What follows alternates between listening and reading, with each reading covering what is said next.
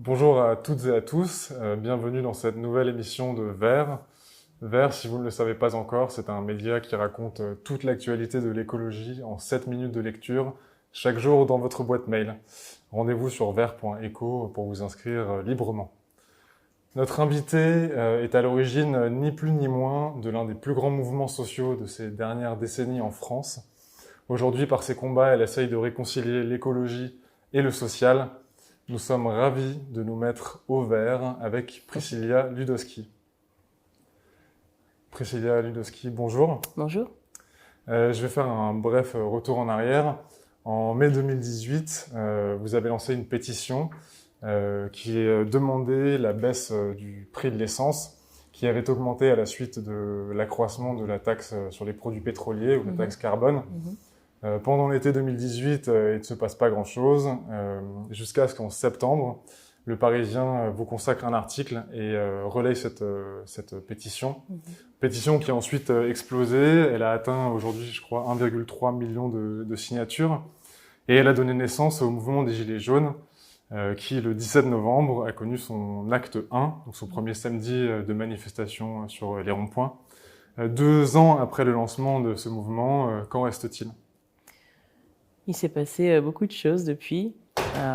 La première grande étape, ça a été 10 jours après le premier acte, justement, où on a rencontré le ministre de la Transition écologique, qui à ce moment-là ne prenait pas vraiment au sérieux les 10 points que j'avais soulevés dans la pétition, qui parlaient d'alternatives de transport, qui parlaient de financer des projets visant à créer des carburants plus propres, moins polluants, qui pointait les inégalités de traitement au regard de la taxation faite envers les pollueurs. Enfin voilà, ça pointait pas mal de choses qui n'ont pas été entendues par le ministre à ce moment-là, notamment pour ce qui concerne le financement des alternatives où il n'y avait pas suffisamment de sous selon ses dires, mais je pointais aussi le manque de transparence, parce qu'on a su plus tard qu'une partie des ressources en fait liées à la taxe avaient été en fait reversées via le CICE aux entreprises. Donc il y avait pas mal de choses qui étaient dénoncées. C'est l'exemple de la taxe carbone qui a été pris, mais ça dénonçait pas mal de choses. Donc ça a été la première grande étape. À ce moment-là, on a eu au même moment la pétition de l'affaire du siècle qui se lançait et le ministre en question avait tout de suite opposé les 2 pétitions. Ça a été aussi un moment je pense, stratégique pour le gouvernement que de dire c'est la pétition des Gilets jaunes contre la pétition des Gilets verts, ce qui était absolument faux. Si on lisait le contenu, on ne pouvait pas avoir ce constat-là, mais les gens qui n'avaient pas lu la pétition auraient pu croire tout à fait à ça en écoutant simplement le ministre. Donc déjà, on partait avec une difficulté, c'est-à-dire que sans prendre connaissance du contenu, on était déjà dans une guerre de communication avec le gouvernement. Donc ça a été dur au début. Et puis ensuite, la deuxième grosse étape, ça a été lorsque le cabinet du Premier ministre nous a contactés. Mais là aussi, problème de transparence et où on n'a pas pu, on a refusé d'y aller parce que on n'avait pas la possibilité d'être filmé. Puis, ce qu'il en est ressorti, c'est la volonté de dénoncer plus que les inégalités qui avaient été constatées à travers cette taxe carbone. C'est-à-dire qu'au moment où j'ai lancé la pétition jusqu'au moment du premier acte, les choses avaient évolué parce que j'avais reçu un grand nombre de demandes disant il y a plus que ça à dénoncer et c'est le moment de le faire. Globalement, c'était ça le message. Ce qui fait que quand on a rencontré François de Rugy, on lui a dit ce n'est plus seulement votre ministère qui est le compétent pour ce mouvement qui est en train de naître, mais tous les ministères sont concernés parce qu'on met en cause plusieurs choses. Et notamment la volonté de participer aux prises de décision. Donc le volet démocratique était là aussi très tôt, notamment par la volonté de créer une assemblée citoyenne. Et c'est quelque chose qui a vu le jour d'ailleurs peu de temps après, parce qu'en janvier, via l'association Démocratie Ouverte, qui a réuni des sociologues, des chercheurs, des militants climat, Gilets jaunes et autres, a créé le collectif des Gilets citoyens, qui, dans la continuité des revendications du mouvement des Gilets jaunes et dans la continuité de leur travail qui vise à promouvoir les outils démocratiques, a demandé, entre autres, au président de créer une assemblée citoyenne sur le climat, la fiscalité et la démocratie. Ça n'avait pas été entendu au départ, après plusieurs rencontres qui ont eu lieu entre Marion Cotillard, qui était dans la continuité de l'affaire du siècle, et Cyril Dion. voilà, Cyril Dion était dans le collectif et a été ensuite garant de la Convention citoyenne pour le climat. Mais avant ça, il a fallu faire valoir un peu nos revendications et on n'y croyait pas jusqu'à ce que le président annonce le 25 avril de l'année dernière qu'il mettait en place une Convention citoyenne pour le climat. Donc, il a balayé le côté fiscalité et démocratie, mais bon, par la mise en place du dispositif, ça a quand même mis un coup de projecteur sur deux choses, c'est-à-dire le fait parce qu'on a demandé via le collectif qu'il y ait un tirage au sort de citoyens représentatifs de la France, mais aussi qu'il y ait une issue à la fin qui permette de mettre en place un référendum. Le président n'a pas totalement accédé à ça, il a proposé que les mesures soient dirigées sous forme de règlement, voilà. de décret ou de vote à l'Assemblée nationale, qui avait un peu de tout, effectivement. Exactement. Et alors justement, le gouvernement a proposé de sortir de son propre piège où il opposait fin du monde et fin du mois, un slogan qu'on a beaucoup entendu chez les Gilets jaunes, fin du monde, fin du mois, même coupable, même combat.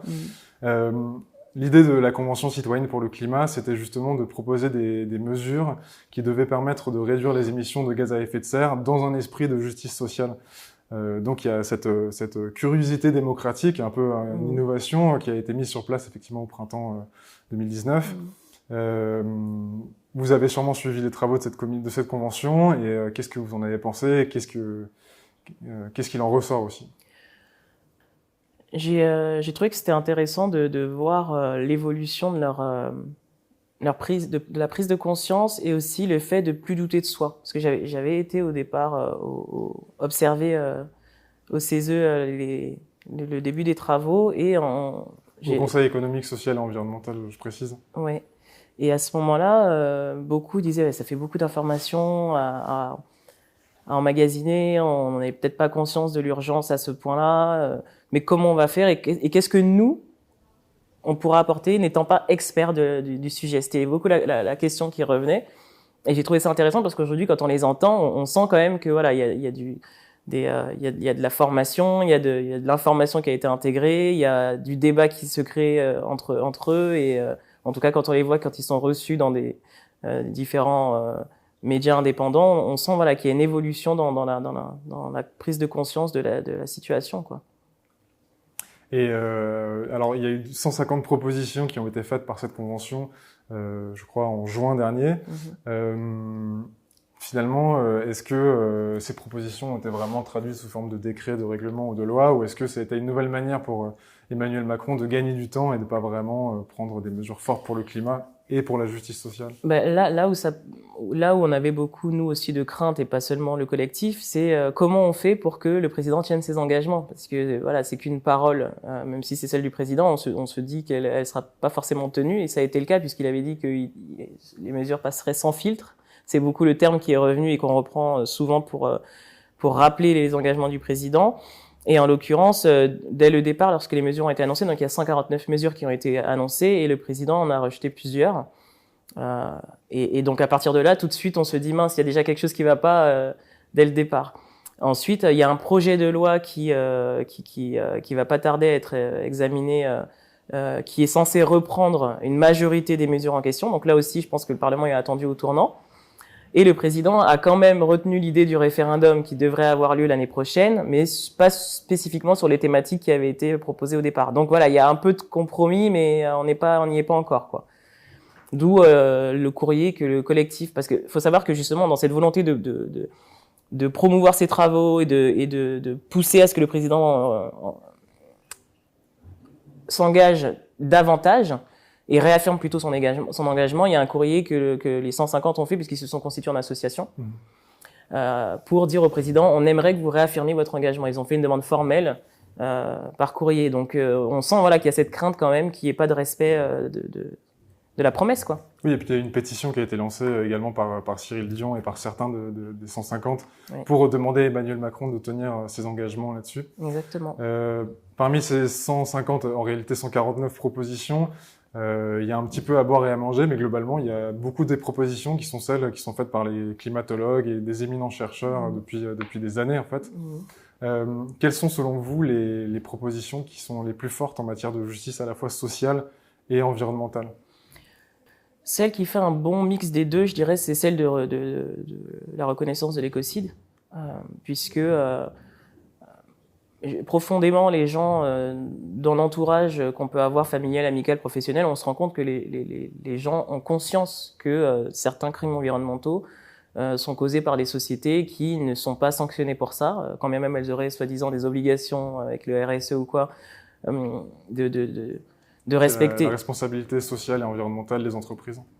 Ouais, et on se rend compte qu'en réalité, on sait au quotidien que il y a beaucoup de choses qui ne sont que vitrines et qui sont pas respectées au quotidien, et qu'il y a de la pollution, il y a de l'exploitation ici et là, il y a le non-respect du traitement des déchets. Enfin, il y a tellement de choses qui sont faites et dont on sait que ce n'est pas légal. Mais voilà, on s'en offusque pas plus que ça. On va le dénoncer entre nous, entre collègues, entre amis, en famille, mais on n'a pas conscience qu'on n'a pas le même traitement par rapport à ces grandes sociétés, que si nous on commet un crime, que si nous on jette des déchets, on a une amende. Si on jette ça n'importe où, on a des amendes. Si on respecte pas certains protocoles, on a des blâmes au travail. Enfin voilà, que nous on n'est pas logés à la même enseigne. Donc ça c'est le côté justice sociale, et que nous on est sanctionnés et qu'on doit toujours payer plus, notamment pour la taxe carbone par exemple, alors que d'autres sont pas logés à la même enseigne. Donc je pense que le fait de reconnaître ce crime-là, ça permet de remettre les pendules à l'heure, parce qu'il y a beaucoup de gens qui militent et qui œuvrent depuis des années pour qu'il y ait des sanctions et que ça ne se reproduise pas, parce qu'il y a des impacts sur la santé, sur le portefeuille au quotidien, et ça lie l'environnement et le social. Donc je pense que c'est une des mesures qui représente bien le mix des deux. Ensuite, tout ce qui a trait aux taxes, globalement, le fait de vouloir abaisser les taxes sur le train, mais c'est aussi, ça va de pair avec le fait qu'on veuille pas accorder la possibilité aux compagnies aériennes de voler au-delà de 4 heures. Pour moi, c'est les mesures qui ont été faites. Évidemment, ce sont pas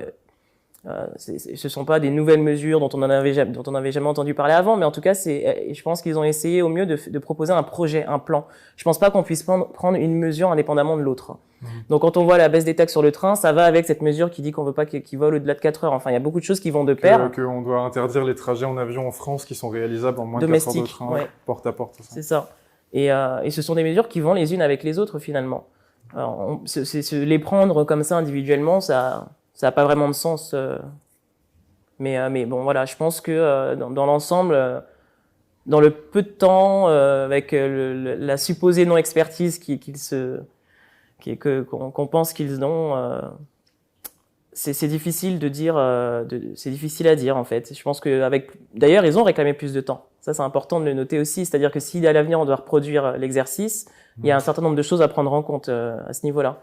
Ils n'ont pas eu assez de temps pour s'informer, parce que en gros, donc je résume, la Convention citoyenne pour le climat, donc ces 150 personnes ont eu 7 week-ends, je crois, pour se former au contact d'experts, d'hommes et femmes politiques, de chefs d'entreprise, etc.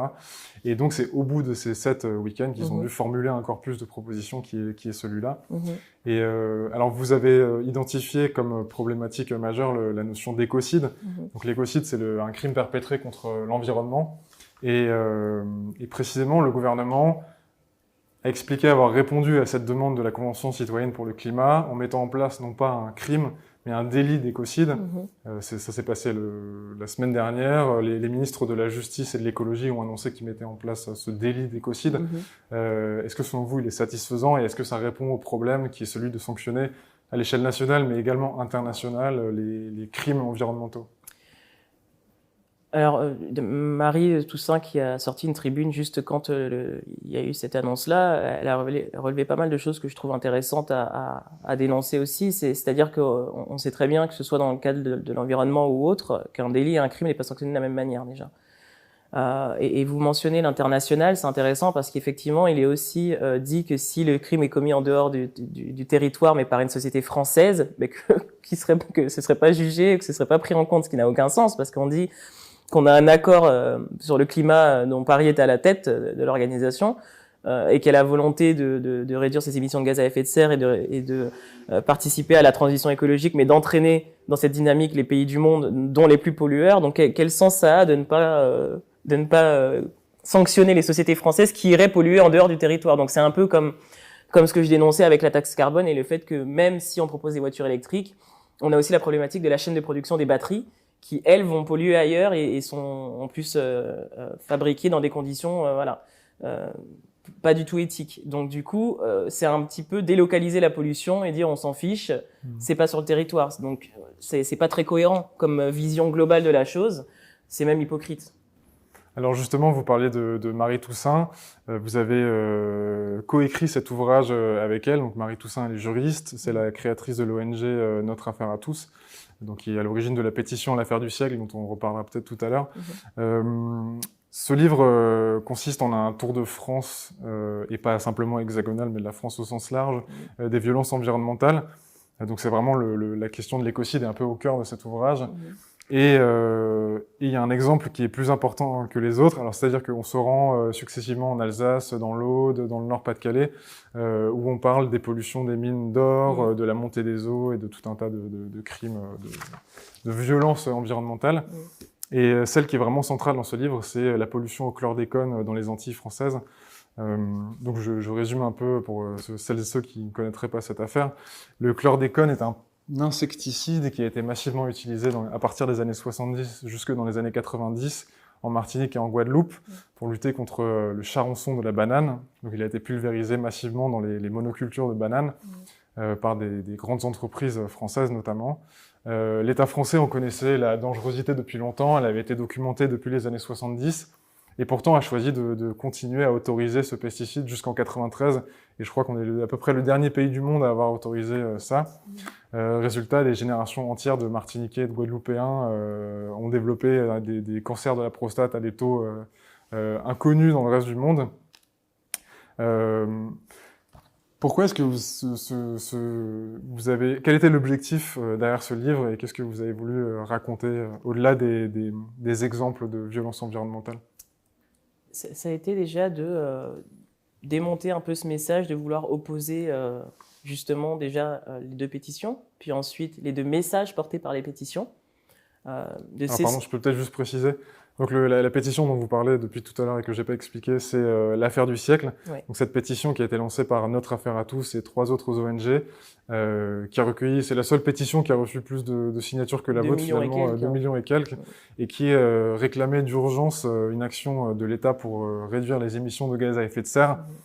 En l'absence de quoi ils s'engageaient à des poursuites en justice, et d'ailleurs ce qui est le cas, donc maintenant il y a une procédure judiciaire qui a été enclenchée par ces 4 ONG contre l'État français. Je vous laisse continuer. Oui, c'est ça, tout à fait. Et donc l'idée c'est de faire comprendre aux gens, en tout cas de les aider à réaliser que on peut pas dissocier écologie et social parce que fondamentalement c'est la même chose. Par essence, on est écologiste parce que voilà, à partir du moment où on est un être humain sur cette terre, on fait partie de cet écosystème et donc tout ce qui touche à l'environnement par ricochet nous touche.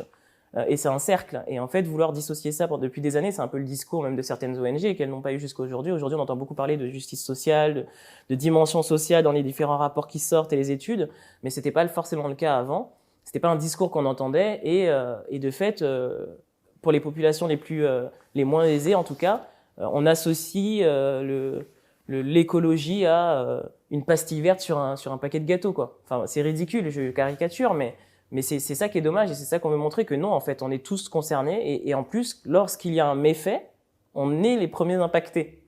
Et donc, on peut pas laisser faire ça. Quand on a identifié en plus qui sont les responsables et quand on les a identifiés et qu'on sait qui c'est et qu'on voit qu'en plus ce sont toujours les mêmes, soit qui sont favorisés, soit à qui on facilite les choses, ce sont ceux qui favorisent l'écriture des lois, en tout cas qui favorisent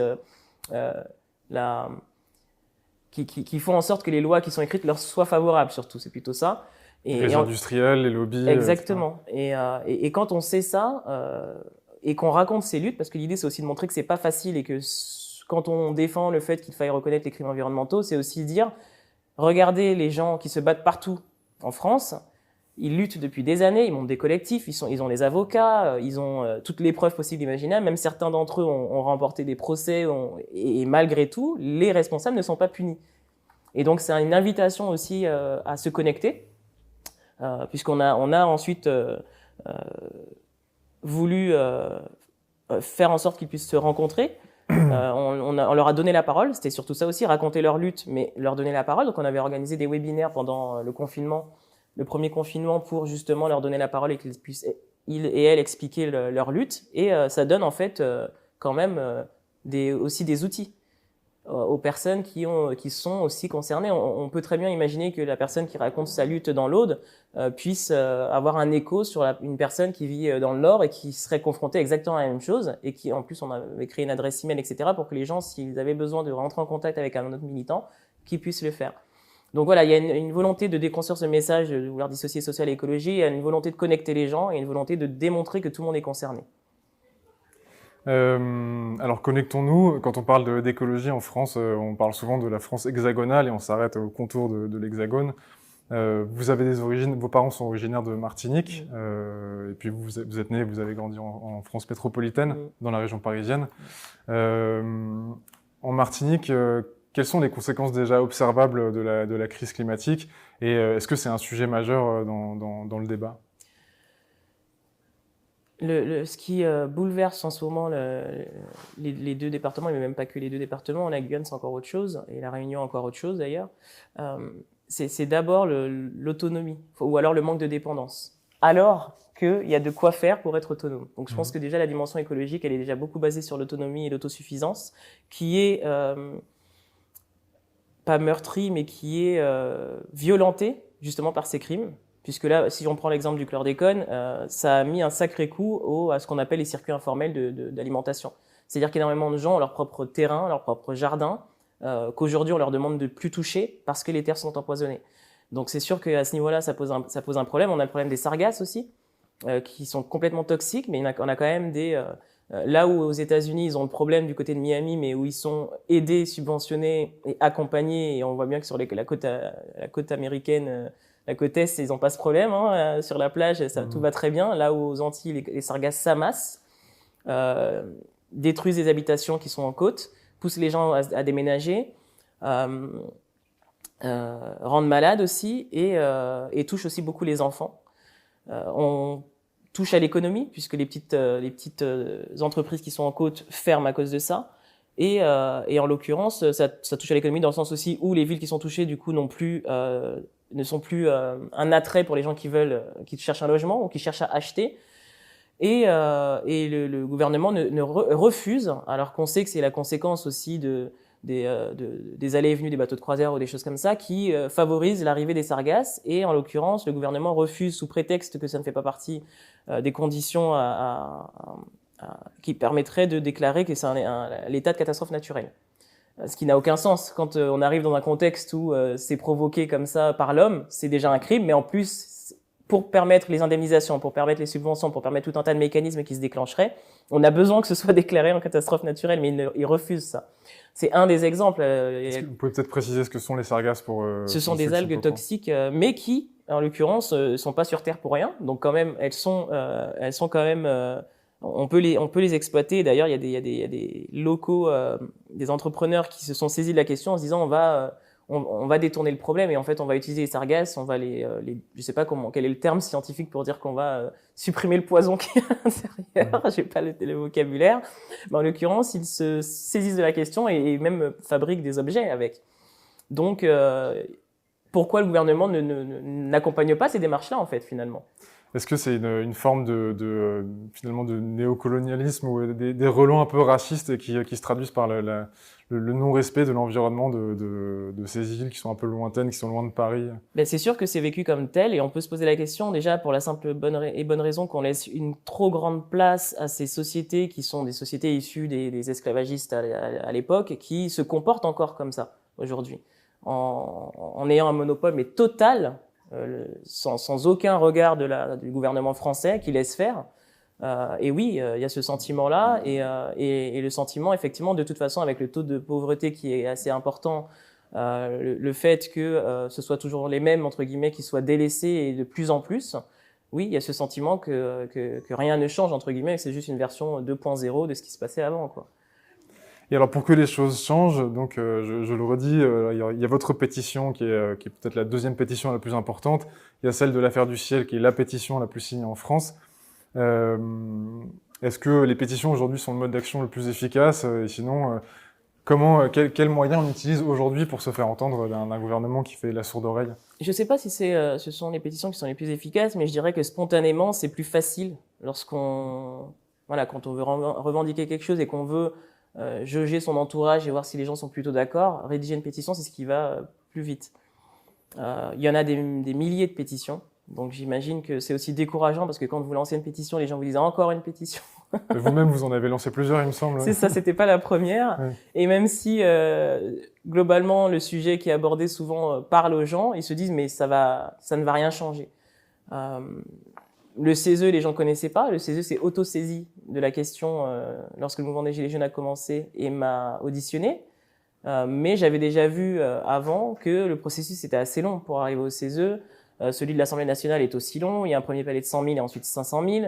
Enfin, voilà, c'est pas évident pour tout citoyen de revendiquer une chose à travers ce type d'outils. Mais voilà, je pense qu'il y a un contexte, il y a un timing aussi. Je pense que, en tout cas, en ce qui concerne ma pétition, c'était peut-être aussi à un moment donné un ras-le-bol qui se cumulait depuis un certain nombre d'années, qui a favorisé l'émergence d'un débat public qui a eu un effet retentissant, un écho retentissant, mais c'est un moyen, peut-être. Alors, j'ai aussi entendu par Change.org que ça avait beaucoup plus d'effets. Cette plateforme de pétition. Ouais, cette plateforme de pétition qui, visiblement, disait que ça fonctionnait mieux à l'échelle très locale. Parce que tout de suite, il y a une proximité avec les habitants, que ça se propage très vite et qu'il y a aussi plus de proximité avec les élus. Voilà, plus c'est petit, plus on a cette accessibilité, ce qui est moins vrai quand on lance quelque chose à l'échelle nationale. D'ailleurs, on l'a bien vu, j'ai lancé ma pétition en mai. Lorsque j'ai été faire les plateaux télé, lorsque Change.org m'a recontacté à plusieurs reprises pour voir comment faire pour qu'on puisse porter ma pétition au ministère, personne n'avait de réponse du ministère. Ils ne voulaient pas entendre parler de cette pétition. Donc c'est beaucoup plus difficile à l'échelle nationale d'accéder aux élus et aux membres du gouvernement en général. Justement, dans ce livre est vraiment à hauteur de femmes et d'hommes, et vous donnez beaucoup la parole, notamment à des gilets jaunes, et à des gens qui sont sur le terrain et qui se battent à leur échelle contre les algues vertes, contre les pollutions d'anciennes mines. Est-ce que finalement, aujourd'hui, l'enjeu, c'est pas justement de repolitiser les problèmes au niveau local et de tisser un réseau de bonnes pratiques ou de lutte victorieuse ou de... Comment on fait aujourd'hui pour remporter des victoires sur les questions sociales et environnementales? C'est une bonne idée que je note. Je suis pas le premier à le dire. Mais... J'avais pas idée. Alors, quand on parlait de solidarité, de mettre en contact les gens de manière informelle, c'est ça. Mais c'est vrai que peut-être que ça pourrait, de manière organisée, structurée, en réseau. Et je dis ça, mais c'est un peu ce qu'on essayait de faire aussi lorsqu'on a créé avec plusieurs amis Gilets jaunes la fédération de la Ligue citoyenne. On avait pour idée de créer une fédération de défense de l'intérêt général, sortie de la base, et qui inviterait les gens à créer des associations départementales pour en fait que lorsqu'il y a une lutte locale, qu'on puisse avoir un appui sur le département en question qui a une cause à défendre, mais que lorsqu'il y a une question portée au niveau national, que le réseau d'associations puisse aussi se faire entendre de cette manière-là et ait un accès direct au département. Donc si, ça a été quand même l'idée de ce projet-là sur lequel on est. Mais oui, je pense qu'effectivement, c'est nécessaire de montrer la force d'un réseau et de surtout avoir plus de poids juridiquement, parce que je pense qu'il y a beaucoup d'obstacles aussi au niveau juridique. Donc l'idée est vraiment pas de moi, hein. C'est notamment ce que contribue à faire le collectif Partager, c'est sympa, et Reporter aussi, je crois, qui ont fait une carte de France des grands projets inutiles, comme des nouveaux entrepôts Amazon ou un Center Park ou que sais-je. Et donc l'idée, c'est que chacun puisse trouver près de chez soi une lutte à laquelle contribuer, et puis mettre en relation les différents collectifs. Parmi les modes d'action dont vous parlez dans le livre, il y a aussi celui de l'action en justice. Est-ce qu'aujourd'hui, le combat doit être porté essentiellement au niveau judiciaire, juridique?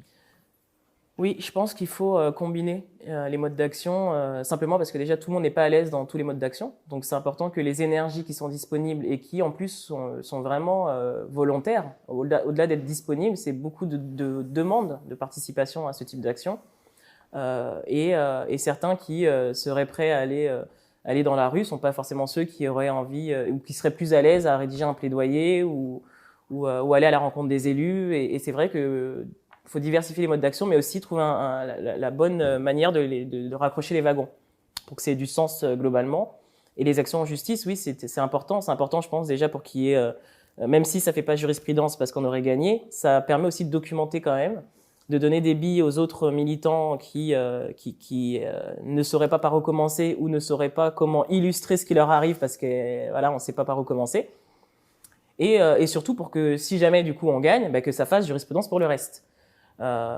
pour la suite, et que ça aide éventuellement à créer des lois telles que l'écocide par exemple. Si on avait dans ce livre, si toutes les luttes avaient porté leurs fruits, on aurait dit il y a la nécessité vraiment de légiférer là-dessus et ça aurait plus de poids, mais c'est difficile.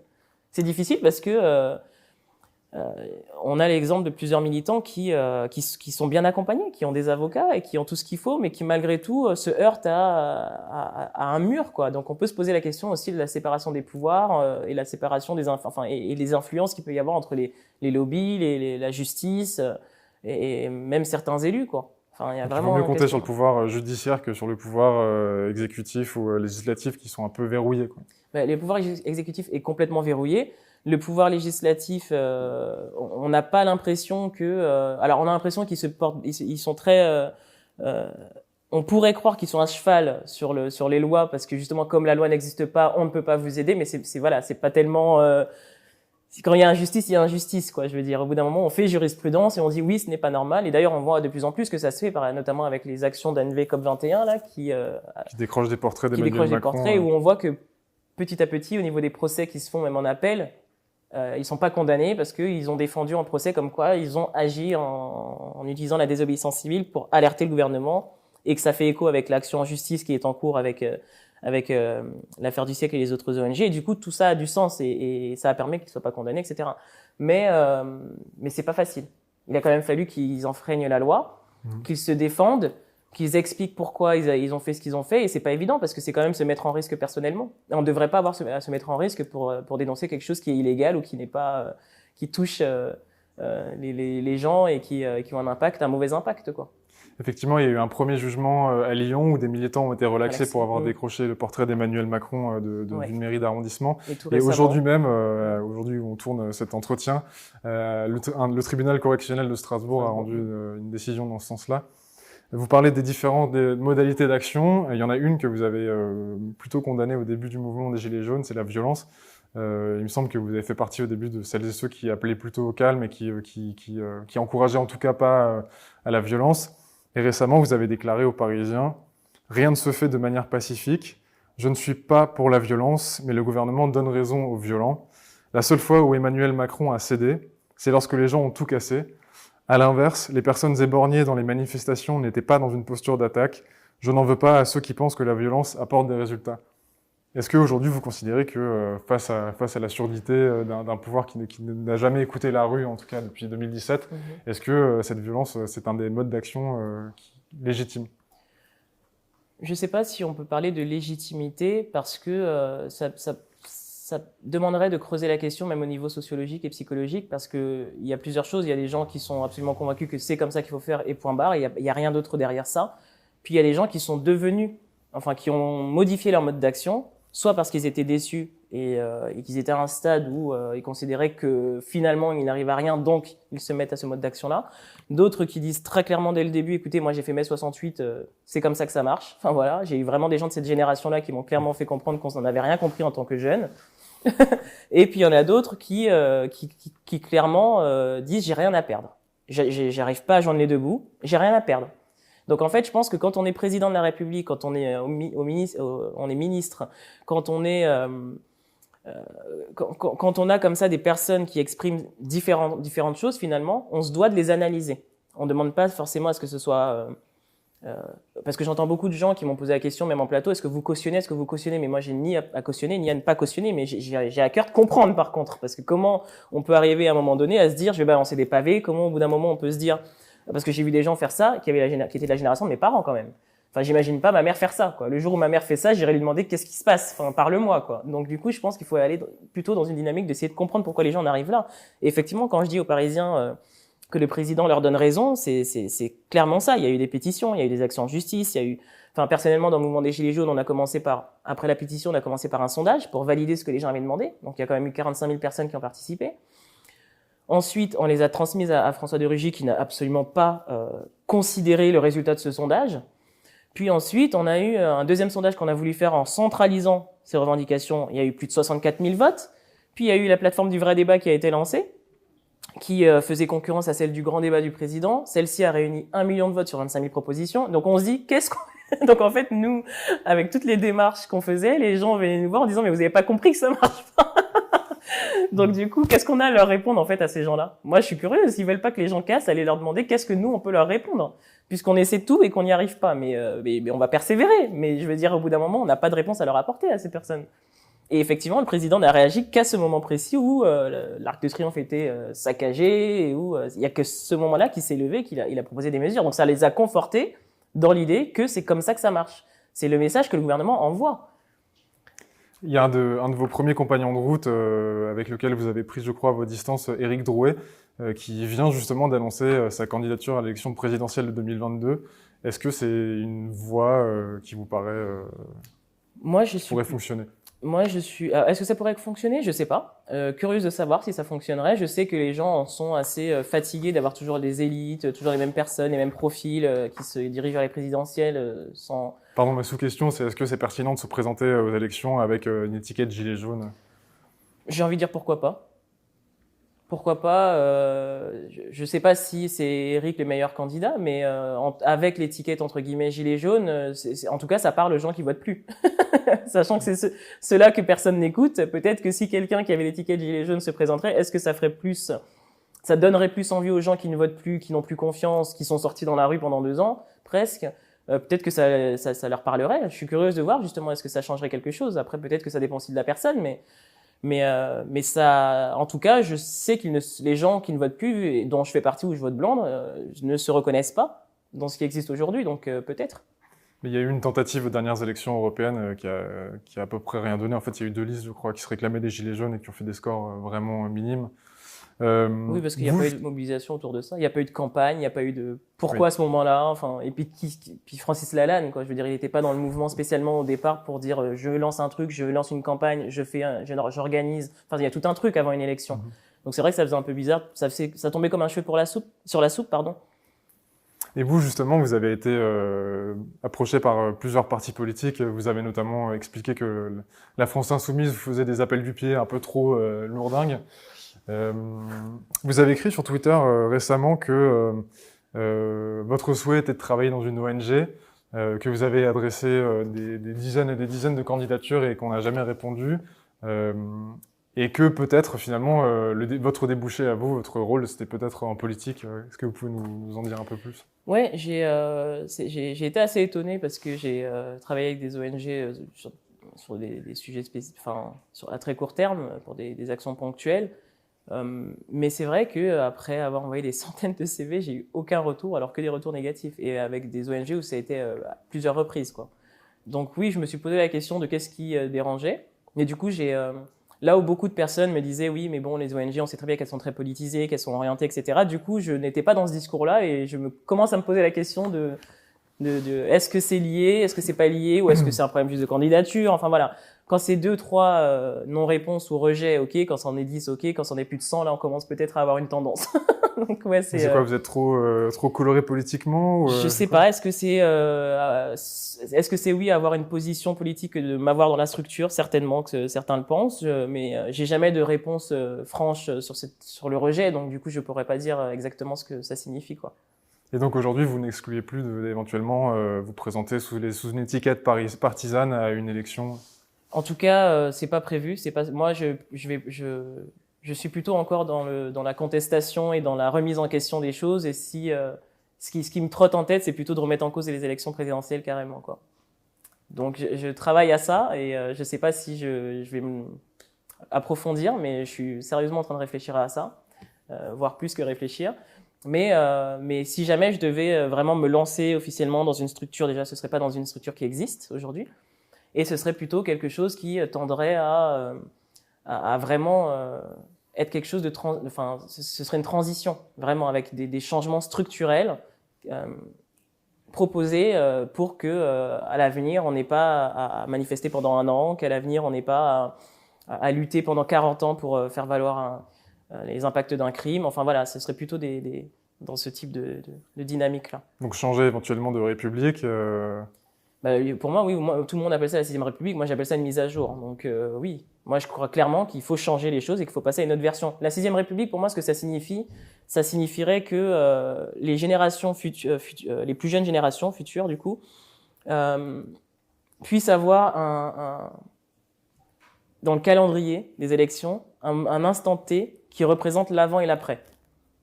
Voilà pour moi ce que ça veut dire, et que l'après est forcément un changement profond, structurel. Après qu'on dise on ne fait pas la 6e République, mais qu'on ait quand même ces changements, moi ça me va.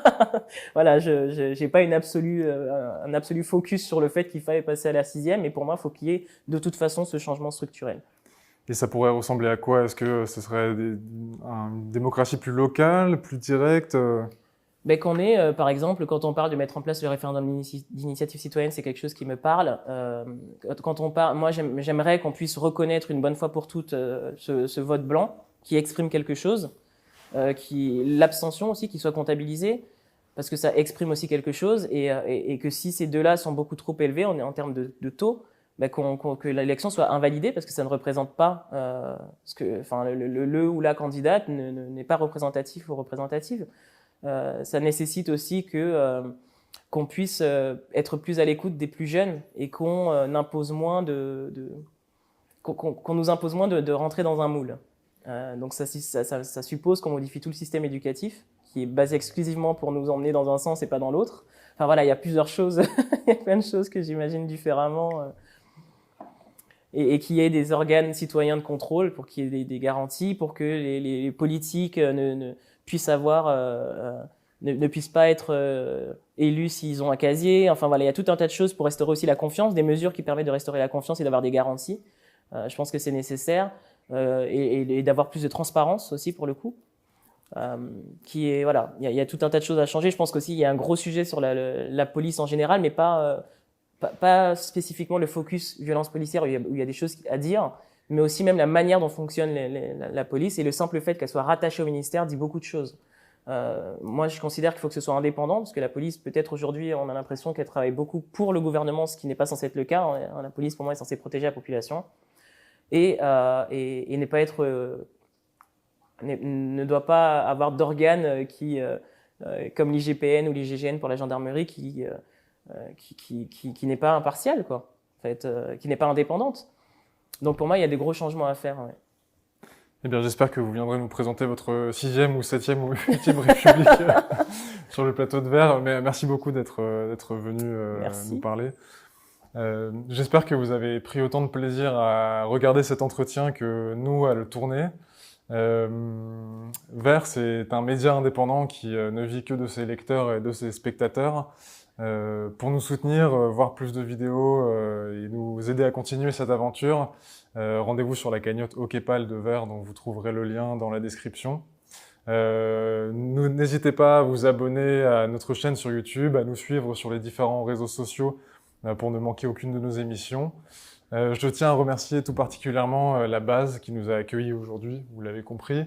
La base qui est ce tiers-lieu parisien iconique du mouvement climat, qui connaît de graves difficultés financières à cause de la pandémie de Covid-19. Ces espaces de coworking sont fermés, ainsi que son bar associatif. Donc pour permettre la survie de cet endroit important, rendez-vous sur labase.paris. Vous pourrez faire un don de quelques euros pour les soutenir. Je vous dis à très bientôt pour une prochaine vidéo et d'ici là, portez-vous bien. Au revoir. Au revoir. Au revoir.